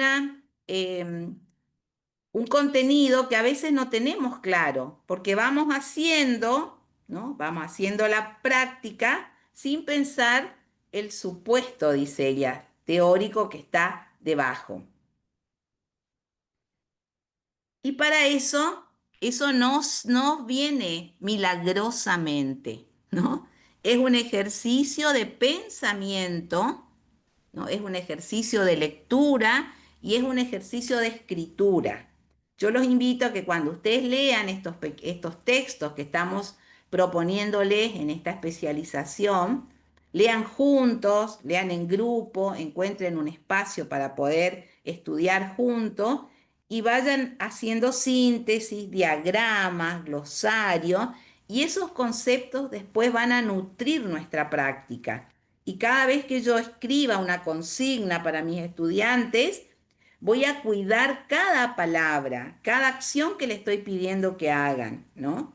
Ese puede ser también un ejercicio de investigación, por ahí tomar las consignas que estamos proponiendo a nuestros estudiantes para los parciales, para los exámenes, y poder analizar discursivamente qué tipos de ejercicios, qué tipos de acciones de pensamiento están por debajo de mis consignas. Y ahí va a salir mi modelo de enseñar, mi concepción de enseñanza y aprendizaje. Si son consignas que llevan a repetir, a reproducir, o si llevan a relacionar con su vida cotidiana, con su campo profesional, etc. Entonces, dice, es un ejercicio para pensar. Tenemos que descubrir los supuestos pedagógicos. Sopi pone acá el ojo la lupa en lo pedagógico, pero yo agregaría también los supuestos disciplinares, ¿no? ¿Qué concepción de robótica está en mi práctica? ¿Qué concepción de ciencias naturales? ¿Qué concepción de práctica está sosteniendo nuestra acción? ¿Qué concepción teórica sería, no? Em, entonces, como primer paso, dice Sopi, debemos recuperar la teoría que muchas veces está implícita en las prácticas y poder analizarla críticamente. Entonces, poder revisar esas teorías que sustentan nuestra práctica, ¿no? Y preguntarme si las queremos mantener, si es lo que realmente buscamos, y para poder modificar esas teorías o para poder reforzarlas, ella dice leer, estudiar, cargar con más de riqueza, ¿no? Porque o si no, dice, si no reconozco ese fundamento, ese argumento de mi práctica, nos va a quedar todo colgado con alfileres, ¿no? Me gusta mucho esa metáfora que usa ella. Bien. Em, Después, no sé si elegí otra. Otra, creo que este es el último fragmento que seleccioné, pero bueno, ustedes ya tienen con este ejercicio que hicimos una idea de cómo es el discurso de Sopi, desde dónde ella se posiciona para poder hacer sus recomendaciones sobre investigación educativa. Después, la pregunta siguiente, la 13, es sobre la educación como práctica política, de la que ya hablamos. Y en la 14 le preguntan sobre esta red de investigación educativa, de la cual ustedes seguramente forman parte o han participado, que es la REDINE, ¿no? Justamente la semana que viene, creo que el 18, 19 y 20, se hace el octavo encuentro de esta red de investigación educativa que empezó en el 2003 como una iniciativa del grupo de investigación de Ana Sopi, la gente de la Facultad de Ciencias Exactas, de las carreras del profesorado, de los profesorados, y, y se mantuvo en la historia, ¿no? Y tiene una modalidad muy particular de trabajo en redes, de lectura entre pares, de generar espacios descentralizados, porque en simultáneo se trabaja en varias sedes de Posada, del interior, etcétera. Y es un espacio interesante para que ustedes empiecen a participar también con sus trabajos. O sea, los resultados de estas experiencias de investigación educativa se pueden transformar en una ponencia, en un relato y participar de este encuentro que es provincial, ¿no? Y también estar atento a los congresos de educación que se ofrecen o que se realizan permanentemente y como profesionales investigadores participar de esos eventos con trabajos propios, ¿no? Con trabajos que van a ser únicos. Em, a ver ahora, bien, ahora te vamos a la otra autora. ¿Quieren hacer un recreo de 5 minutos para ir al baño, renovar el mate? Y después seguimos, queda todavía un poquito más. Sí, Raquel, hacemos un ratito, si puede ser, a la y cuarto, ¿volvemos? Em, Bien, sí, cinco ¿Listo? minutos. ¿Listo? Y cuarto, Gracias. seguimos.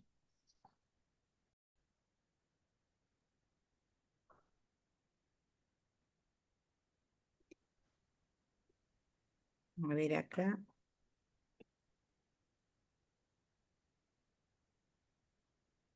Acá nos habíamos quedado. Entonces, les queda este texto de Sopi para que lo vuelvan a mirar, para que compartan, para que lo usen en la justificación de sus propios proyectos, ¿no?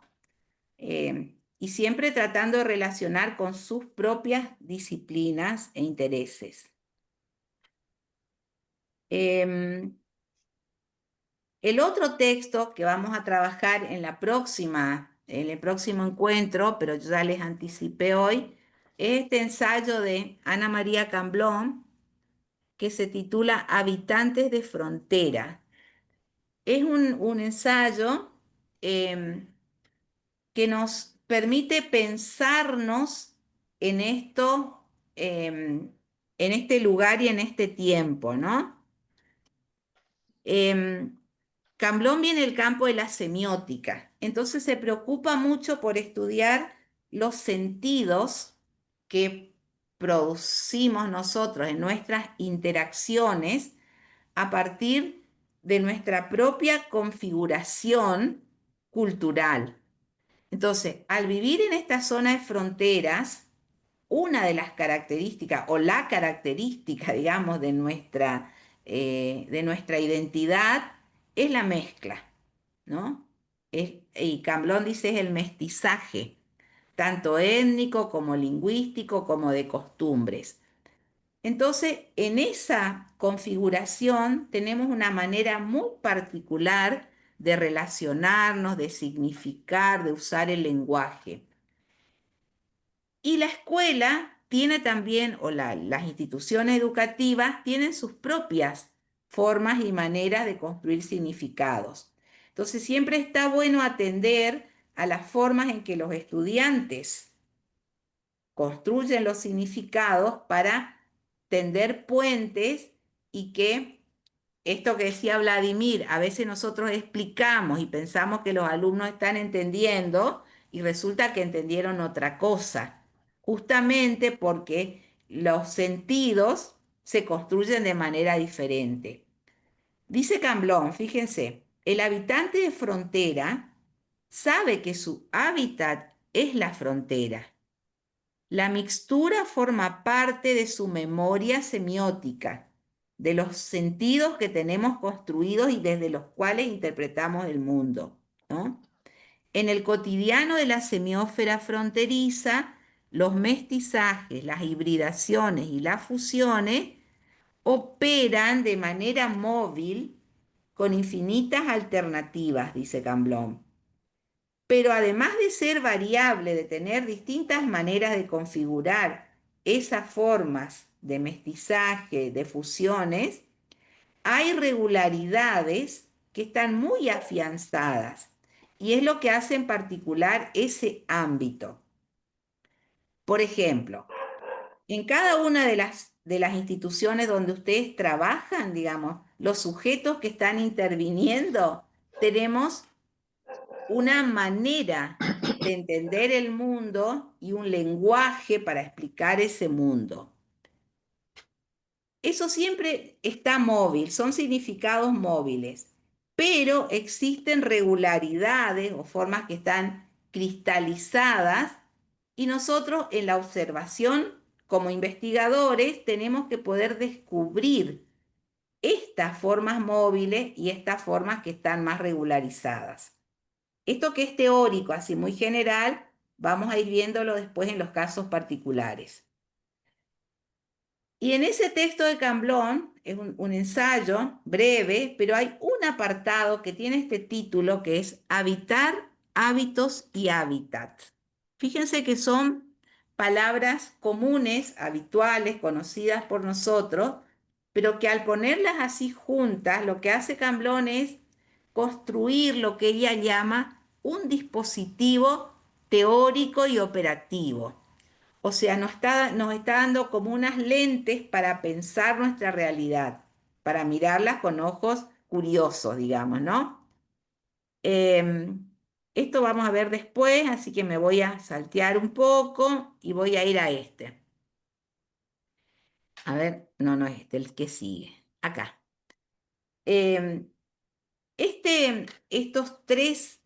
Estas tres patas, podemos decir, de un trípode, piénsenlo que está funcionando como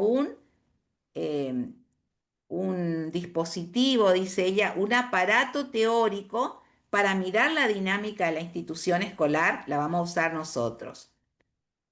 Dice Camblón, concentrados en estas categorías que el propio lenguaje atesora en sus arcas semánticas del saber comunitario antropomórfico, vamos a correlacionar habitar y hábitat, en cuyo ensamble dinámico se gestan los hábitos. Entonces, ¿qué nos dice Camblón? Que todos nosotros estamos situados en un hábitat, en un ámbito, ¿no? En un espacio, digamos, y en un tiempo. En ese hábitat habitamos, nos instalamos, nos desplazamos, interactuamos. Y allí, en esa interacción y en ese hacer, construimos hábitos, ¿no? Nosotros cuando entramos en la escuela, ya tenemos hábitos construidos en otros hábitats donde habitamos con otros sujetos que nos enseñaron cosas, ¿no?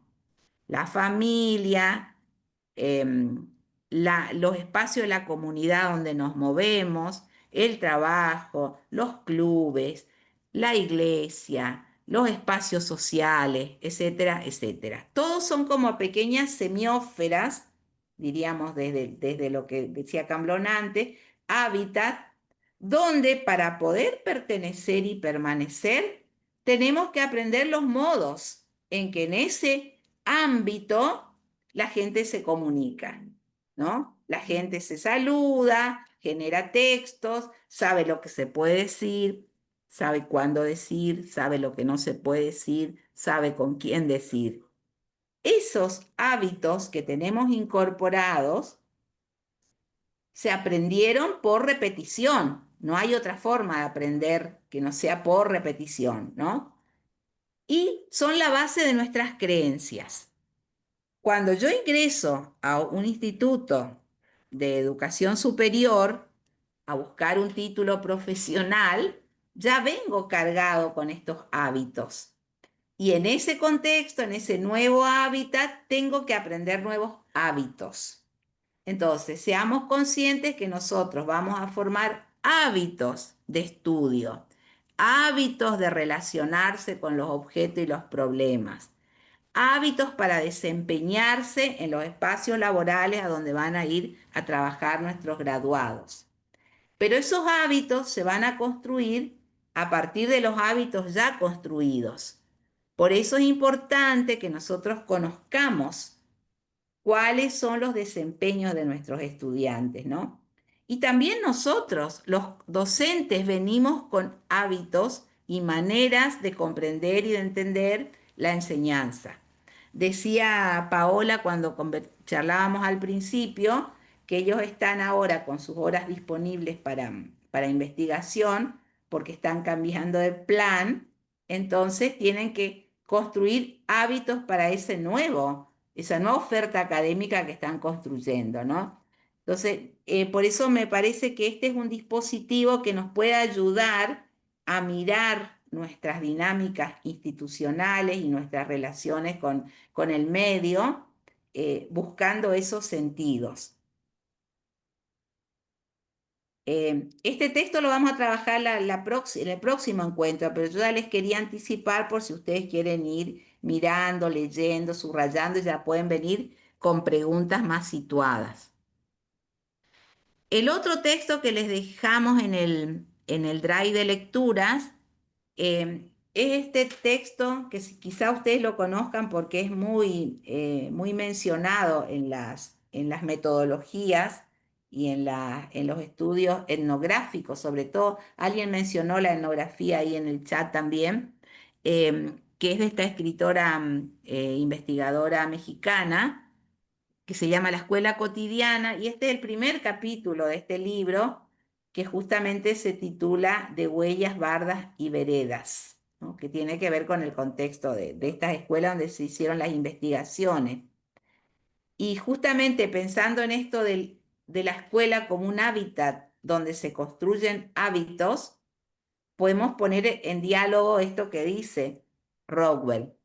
Permanecer en la escuela, en cualquier escuela, durante 5 horas al día, 200 días al año, 6 o más años de la vida infantil, deja huellas en la vida. El contenido de esta experiencia varía de sociedad a sociedad y de escuela a escuela y se transmite a través de un proceso real, complejo, que solo de manera fragmentaria refleja los objetivos, contenidos y métodos que se exponen en el programa oficial. El contenido de la experiencia escolar subyace en las formas de transmitir el conocimiento. Ahí estarían los supuestos teóricos, ¿no? En cómo organizamos las actividades de enseñanza y en las relaciones institucionales que sustentan el proceso escolar. En esta última oración nos está dando como dimensiones que nosotros podemos mirar para hacer nuestras investigaciones, ¿no? Podemos mirar esa experiencia o esa acción escolar desde el conocimiento, desde la organización de la enseñanza o desde las relaciones institucionales. Cada uno de los temas que ustedes están pensando pueden ir por alguna de estas dimensiones. Y después también cuando plantea la tensión que se genera en las instituciones entre lo prescripto y lo real, ¿no? La norma educativa oficial, dice Rowell, no se incorpora a las escuelas de acuerdo con su formulación explícita. sino que la escuela recibe las normativas, llámese currículum, llámese propuesta de hacer investigación educativa, recibe esa normativa oficial, la reinterpreta dentro de su orden institucional y desde las tradiciones pedagógicas que están instaladas dentro de esa institución, ¿no? Toda experiencia escolar, dice Rowell, participa en esta dinámica, en esta tensión entre las normas oficiales y la realidad cotidiana. Ese es otro tema interesante para poder mirar estas tensiones. ¿Qué prescripciones recibimos? ¿Cómo las recibe la escuela y cómo las reinterpreta en función de su contexto? Y también dice Rowell en ese capítulo que conocer esa experiencia escolar implica mirar el proceso escolar como prácticas institucionalizadas históricamente, ¿no? Dentro del cual el currículum oficial está dentro del nivel normativo. Pero lo que conforma en realidad ese proceso como una trama compleja son las tradiciones históricas de esa institución, las variaciones regionales, las decisiones políticas, las decisiones administrativas y burocráticas, y lo que hacen desde su planeamiento los maestros y los alumnos.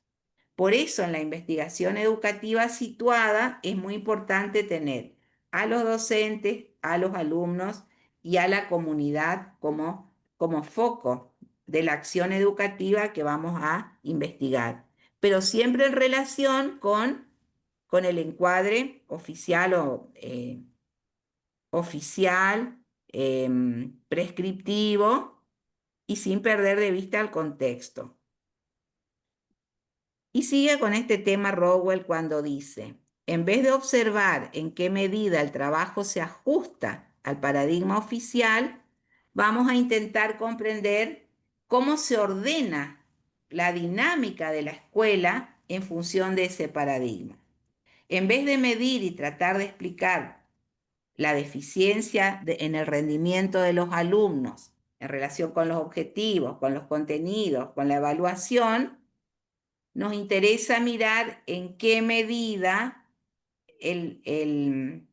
la experiencia escolar cotidiana va resolviendo eso que está instituido.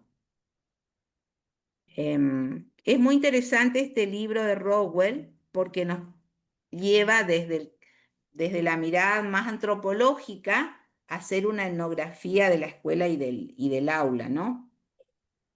Y finalmente Rowell en ese capítulo plantea algunas dimensiones que nos pueden ayudar a operativizar toda esta propuesta de mirar el cotidiano de la escuela.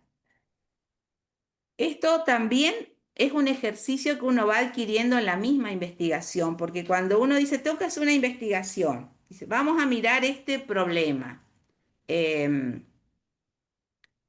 Vamos a mirar, no sé, los resultados de las evaluaciones del primer trimestre de los chicos de primer año, por ejemplo, ¿no? Y cuando empieza a mirar, no sabe por dónde arrancar o qué orden darle a su indagación. Entonces, una recomendación es trabajar en dimensiones. Poder tomar esa realidad y decir, bueno, vamos a mirar dimensiones o aspectos o puntos de vista y vamos a entrar por acá, ¿no? Después esa me va a llevar a otra y a otra. Entonces, las dimensiones que propone Rowell, que no son las únicas y que ustedes pueden por ahí crear otras, dice, podemos mirar acciones, situaciones y objetos de la institución en relación con la práctica educativa. Entonces, una posibilidad es mirar la estructura de la experiencia escolar. Entonces, mirar cómo funcionan en mi institución estas dos categorías o estas dos dimensiones primarias que dijimos que son el tiempo y el espacio, ¿no? ¿Cuál es el tiempo de la enseñanza? ¿Cuál es el tiempo de la práctica? ¿Cuál es el tiempo libre en la escuela, ¿no? ¿Cuáles son los espacios que usamos o con los que cuenta esa institución para las distintas prácticas. Y también podemos mirar en esos espacios y en esos tiempos que decidimos observar cuáles son las formas de participación, ¿no? ¿Quién toma la palabra? ¿Quién responde? ¿Cómo se ofrece la palabra al otro? Y ahí Rowell recupera esta forma de comunicación que es muy común en las escuelas o en el aula, que es la fórmula IRE, ¿no? Ustedes la deben conocer, que es el maestro, el docente interroga, el alumno responde y el docente evalúa, ¿no? A veces decimos, no, en mi aula yo soy más democrática, es más horizontal. Y después cuando hago un registro de cómo genero las conversaciones, resulta que soy irética, digamos, ¿no? Siempre pregunto yo, siempre habilito la palabra yo, el alumno responde y nosotros evaluamos. Esta también es un tema interesante para ver cómo son las dinámicas de participación en los espacios escolares. Otra dimensión que podemos mirar es ver el trabajo del docente, ¿no? O sea, cuáles son las tareas que hace el docente en la escuela, cómo se organizan esas tareas, se trabaja en equipo, qué se hace en equipo, qué se hace en soledad, qué nos piden. Está interesante esa dimensión. Y la otra es mirar el currículum, ¿no? ¿Qué pasa con el conocimiento que se imparte en esta escuela? ¿Cómo se trabaja el currículum oficial? ¿Cómo se trabajan las áreas en la formación? Eh, ¿Y qué articulaciones podríamos hacer? ¿Cuáles se hacen? ¿Cómo están funcionando? ¿En qué contenidos podemos articular? ¿En cuáles no? Si podemos hacer alguna experiencia de articulación que colabore con la formación de los estudiantes. Y la otra dimensión, que está conectado, todo está conectado con todo acá, es mirar los desempeños de los estudiantes, o sea, qué pasa con los aprendizajes, ¿no?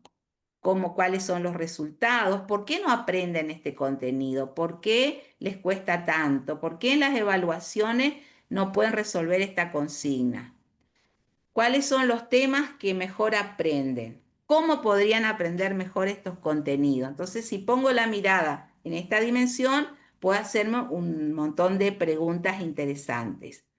Y después Rowell pone esta dimensión que me parece importante o interesante poder pensarla, que es las concepciones de mundo que enseñamos en nuestras instituciones o en nuestras materias. Que en el caso nuestro, que estamos hablando al nivel superior y formar profesionales, podemos relacionar esto con el contexto y con el perfil profesional, ¿no? Bien, hasta acá Rowell con algunas propuestas para poder trabajar. Y ya vienen las tareas, que me gustaría que podamos hacerlas en algún aspecto, en alguna medida. Hay dos ejercicios acá. Ojalá podamos para la próxima tener algunas respuestas. La primera tarea es que ustedes puedan pensar como equipo institucional algunas preguntas de investigación en alguna de las dimensiones que propone Rowell o en otras que ustedes ya están pensando, ¿no? O sea, ese problema que lo tienen, a ver cómo se transforma en una pregunta de investigación. Recuerden que no es solo el tema, sino que el tema en relación con otro aspecto, ¿no? Las prácticas profesionales en relación con las posibilidades de hacer pasantías en el medio, si tomamos el problema que recién planteaban de esta tecnicatura en pymes, ¿no? La lectura de textos teóricos en relación con el primer año en tal aspecto. La relación de la práctica profesional docente en relación con las escuelas asociadas, por ejemplo, ¿no? Sería otra dimensión. Entonces, el problema siempre va a relacionar el tema con algún otro aspecto, ¿no? A ver si pueden ustedes elaborar algunas preguntas. Y luego, que sería la más la que le va a llevar más tiempo a lo mejor, o no sé cuáles son ya sus entrenamientos, es que puedan hacer un ejercicio de observación del espacio-tiempo institucional en cualquier dimensión, ¿no? Desde que se ingresa, desde cómo son los rituales de ingreso en la escuela, o de algún acto escolar, o del espacio de profesores, o del espacio de las aulas, y que tomen algún registro de la vida cotidiana en ese tiempo-espacio institucional, ¿sí?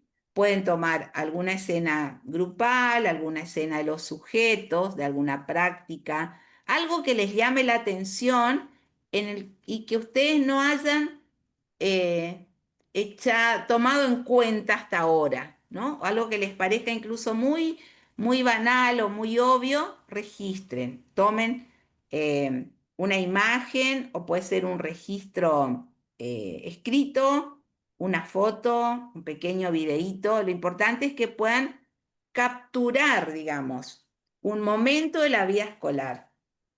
Para poder recibir estas tareas de ustedes, habíamos pensado con el equipo de la Dirección de Educación Superior, que ellos les van a habilitar, quizás podemos habilitar 2 documentos compartidos del Drive y que cada institución suba ahí en un lado las preguntas y en otro documento los registros que puedan tomar, pero que nos pongan con mucha claridad cuál es la institución y cuáles son sus nombres, ¿no? Para que podamos ubicarnos. No sé, Luis o Alexis, si les parece que nos organicemos así. Sí, Raquel, así. Y le estaremos pasando el jueves. Bien, le ¿Sí? van a pasar el enlace a Sí. un Los, Drive, exactamente. ¿no? Los que sí Ahí, nos, bien. lo que sí nos Entonces estaban vamos, pidiendo, Raquel, era este material que vos estás pasando, nos están pidiendo por el chat. el Power yo les El Power. paso. Les Sí, paso y bueno, después ustedes lo socializan. Bien. exacto. Entonces, preguntas y algún registro. Para hacer el registro, acá yo les traje, em, también le vamos a dejar este texto de Barthes, que se llama La cocina del sentido. No lo tienen que leer, lo vamos a trabajar la próxima, porque Barthes tiene como un sentido semiótico de los signos, ¿no? Entonces nos dice que todo lo que nosotros usamos para comunicarnos y para entrar en interacción son signos. Y que esos signos los leemos porque nos transmiten información. Entonces va a decir, un vestido es un signo, un automóvil, un plato de comida, un gesto, una película, una música, una imagen publicitaria, un diario, son signos, ¿no? Y cuando nos enfrentamos a esos signos, los leemos, ¿no? Entonces, un investigador lo que hace es capturar esos textos del mundo, de la vida, y después los analizamos y los interpretamos. Un poco por ahí va el ejercicio que vamos a hacer la próxima. Y acá, les puse una serie de signos que significan en el mundo educativo, ¿no? Ustedes pueden ver que acá hay fotos, acá hay una pintura de Rivera. Esta pintura es hermosa, se llama La Maestra Rural y podemos leer toda una época ahí de la educación en la Revolución Mexicana. Em, entonces, podemos hacer una interpretación. Acá tenemos un espacio escolar de recreo. Nosotros podemos leer acá la ropa, las distancias, los movimientos. Acá tenemos otras fotos. Fíjense la diferencia entre esto con los uniformes y esta foto más antigua con los guardapolvos. Acá hay un ritual. Acá hay una clase al aire libre. Estos serían como escenas del cotidiano escolar. Ustedes van a traer otras porque están trabajando en espacios con alumnos adultos, ¿no? Y acá también hay unas escenas donde aparecen docentes en una sala de profesores. Podemos leer estos signos, el camino a la escuela acá. Esta foto que ven acá abajo es reciente porque es una investigación-acción que estamos haciendo desde un proyecto de investigación en la Escuela Rural de las Primaveras. Y estamos acá estudiando juntos y pensando planes de acción para que los docentes lleven al aula, ¿no? Y La justamente en otra, el esa... positivismo. La de al ¿Cómo? lado. La de al lado, la que está entre la pintura y esa fotografía, es un claro ejemplo del positivismo clásico. Exactamente, ahí hay un supuesto teórico en esa práctica. Bueno, pero la idea es por ahí trabajar con los datos que ustedes traigan. Por eso les pido que capturen pequeñas escenas, texto, dice ahí, ¿ven? Que nos van a permitir analizarlo y entre todos vamos a poder tomar el texto que alguno traiga, a ver qué sentidos le podemos encontrar y qué lectura podemos hacer. Esa lectura nos va a permitir interpretar esa situación. Y ese ejercicio le va a permitir a ustedes después leer su propio objeto o su propio problema, ¿no?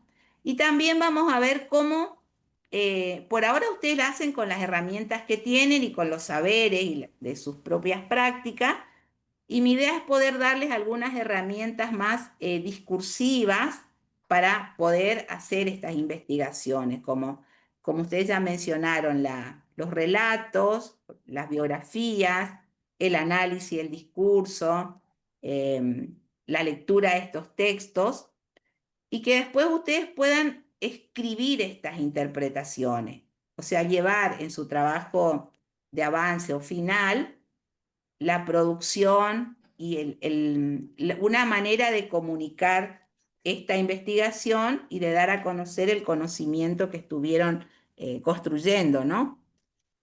Y les quería mostrar como un resultado o un trabajo que hicimos con los maestros de esta escuela, y con esto ya termino porque estamos en tiempo, cuando trabajamos el espacio, o sea, cuando les pedimos, a ver, ¿cuál es el espacio de trabajo? ¿Cuál es el lugar donde ustedes enseñan y los chicos aprenden?